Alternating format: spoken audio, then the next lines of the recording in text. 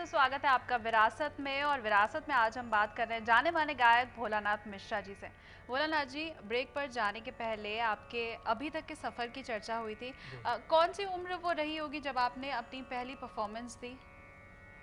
मेरी उम्र रही होगी करीब, मैं बहुत बचपन से ही गाना गाता। जब 16-17 साल की उम्र थी, मैं गोरखपुर युवावाणी से आर्टिस्ट रहा 15-16 साल की उम्र में। और उत्तर प्रदेश से मैंने वो जीता था। उस समय मेरी उम्र 15-16 साल की थी। मगर जब परफॉर्मेंस शुरू किया, जैसे कलकत्ता गया मैं बड़े भैया के साथ, तो मैं डुएट बहुत गाता था बड़े भाई साहब पंडित दीनानाथ मिश्रा जी के साथ। तो उस समय मेरी उम्र कोई रही होगी 19-20 साल के आसपास। उस समय से परफॉर्मेंस करने लगा। उसके बाद मैं जब दिल्ली आया तो अब मैं अकेले परफॉर्मेंस करता हूँ। क्या ज़्यादा मुश्किल लगा, डुएट या सिंगल? डुएट भी बहुत अच्छा है, मगर एक बात है कि उसको आपस में जब तक तालमेल सही रहता है तो सही है डुएट। नहीं तो आप अपना गा रहे हैं, वो अपना गा रहे हैं, तो ये डुएट का ठीक सिलसिला ठीक नहीं है। दोनों को संग चलना पड़ेगा, दोनों को साथ चलना पड़ेगा। तो उसके बाद चूंकि मैं यहाँ सर्विस में आ गया आकाशवाणी में, तो मैं अकेले हो गया। तो फिर अकेले अपना परफॉर्मेंस किया। नहीं तो हम अपने बड़े भैया के साथ बहुत परफॉर्मेंस दिया कलकत्ता के आसपास, बॉम्बे कलकत्ता काफ़ी गाया। मज़ा किस में ज़्यादा आया, डुएट गाने में या फिर अकेले गाने में? दोनों ठीक है, मगर अकेले का एक अलग ही मजा होता है, क्योंकि आपका पूरा स्वतंत्र रहते हैं आप। डुएट में क्या स्वतंत्र हैं, मगर हमेशा अपने गुरु को, अपने बड़े भाई को ध्यान में रखते हुए कि हम ऐसा ना कि हम ओवरटेक कर रहे हैं कहीं। हाँ हाँ। ये भी है कि ऐसा तो नहीं कि हम कुछ ज़्यादा कर रहे हैं। और इस तरह से बहुत ध्यान देना पड़ता है उसमें, डुएट में ज़्यादातर, कि जो है अगर हम छोटे हैं तो हमको ध्यान देना पड़ेगा कि हमारे बड़े गाना गा रहे हैं तो हम इस तरह से गाएं कि उनको बुरा भी न लगे और हमारा गाना भी सही रहे। हाँ। तो इस तरह से बहुत प्रॉब्लम। अकेले का ये कि हम फ्री हैं, जैसे भी गाएंगे हम अपने मन से गाएंगे अपने गाए, ये है। हमारे साथ इस वक्त एक दर्शक जुड़े हुए हैं, कैथल से नवीन जी ने फोन किया है कार्यक्रम में। बहुत बहुत स्वागत है आपका। रवि जी, माफ कीजिएगा, बहुत बहुत स्वागत है आपका कार्यक्रम में। बताइए क्या पूछना चाहते हैं आप?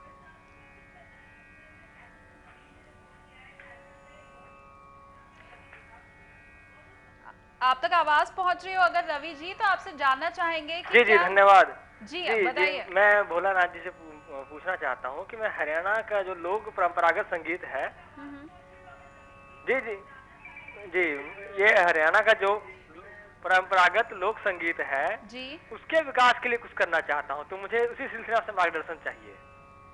जी, हरियाणा का आप लोक संगीत सीखना चाहते हैं और जानना चाहते हैं कि आपको क्या करना होगा उसके लिए? जी जी जी भोलानाथ जी। कौन फोन किए? रवि जी हैं, कैथल से हमारे साथ जुड़े हुए हैं। रवि जी, आप फोक गाते हैं क्या? गाता तो नहीं, पर मेरी रुचि है उसमें।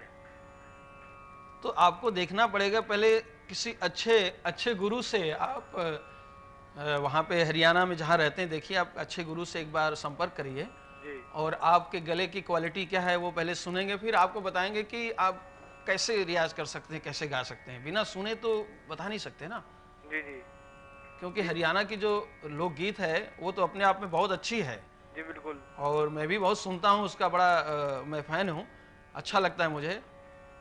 तो आप एक बार किसी से संपर्क करिए जो हरियाणा में हो, जो अच्छे हों। जी।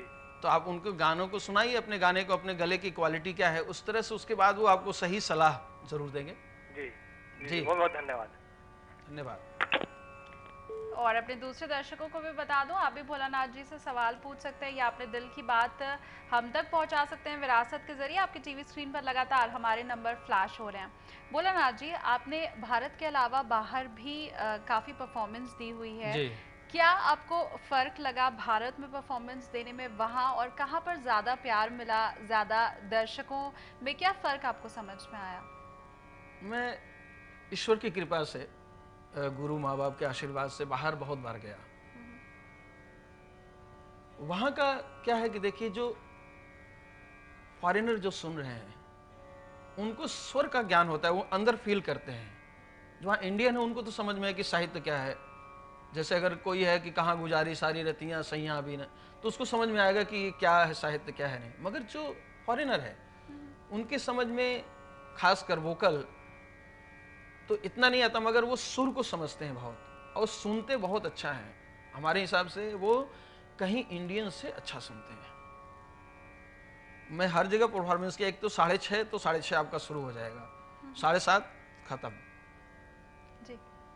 टाइमिंग का भी बहुत ध्यान है उनको, और सुनने का भी बहुत अच्छा है। मैं अभी जस्ट 1 महीने पहले अमेरिका के टूर पर से आया हूँ। अमेरिका गया हुआ था, कई जगह परफॉर्मेंस किया, कई कॉलेजों में भी किया हूँ मैं, लेक्चर डेमो दोनों था मेरा। तो जो मैं यंग में देखता हूँ शास्त्रीय संगीत का, यंग में, नौजवानों में, सायरा क्रूज एक यूनिवर्सिटी है, सायरा क्रूज यूनिवर्सिटी, उसमें यंग बैठे थे सिर्फ स्टूडेंट्स, बहुत और भी लोग थे जी। तो वो उनको क्या लगता था मेरे समझ में नहीं आता कि वो सही जगह पे ताली बजाते थे। जी। जहाँ मैं कुछ कर रहा हूँ उनको अच्छा लग रहा है तो वो सही जगह पे ताली बजाते थे। मुझे भी लगता था कि ये अच्छा सुन रहे हैं, तो बड़ा अच्छा लगता है बाहर में भी जाके सुनाने में कि अपनी संगीत की, अपने भारत की परंपरा को हम वहाँ प्रचार प्रसार कर रहे हैं। जी जी। अब 1 मिनट के लिए रोकना चाहूंगी भोलानाथ जी, हमारे पास एक और दर्शक इस वक्त फोन लाइन पर हैं, नवीन मेवात से हमारे साथ जुड़े हुए हैं। जी बताइए नवीन जी, क्या कहना है? जी जी जी। अभी एक साहब जो है हरियाणा की मौसीकी के दस्तूर को आगे बढ़ाने की बात कर रहे थे। मैं आपको बताना चाहूंगा कि मैं इस सिलसिले में बहुत काम कर रहा हूं। मैंने कुछ बच्चों की एक टोली बनाई है जी जी, जो इस तरह की जो हरियाणा का दस्तूरी संगीत मौसीकी है उसको आगे बढ़ाए। तो इस सिलसिले में आप मुझे क्या सलाह देना चाहेंगे? माफ कीजिएगा नवीन जी, आपका सवाल हम ठीक से नहीं समझ पाए। एक बार अपने सवाल को फिर से दोहरा दीजिएगा कि क्या राय आप लेना चाहते हैं?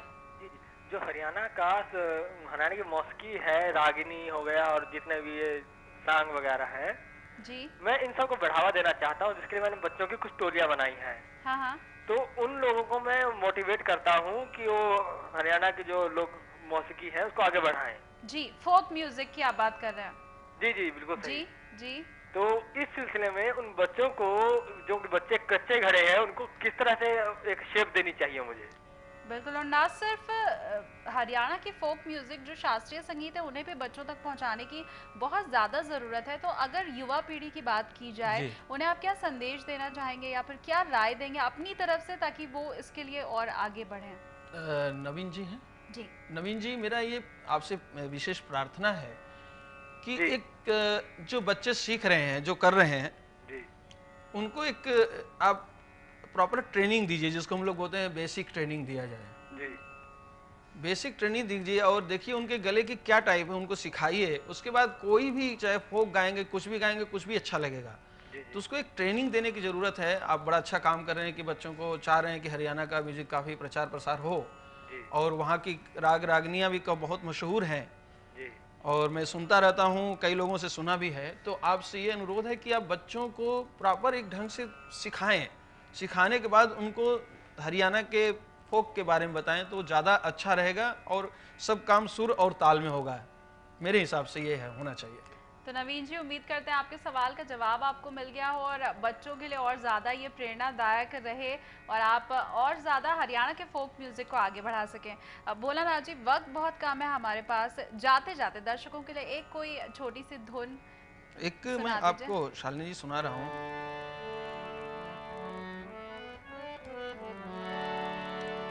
दादरा है, बनारस का बड़ा मशहूर दादरा है। पानी भरेरी कोने अलबेले किनार झमाझम,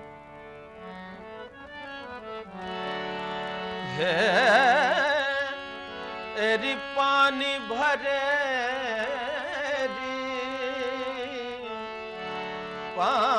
पानी, एरी पानी भरे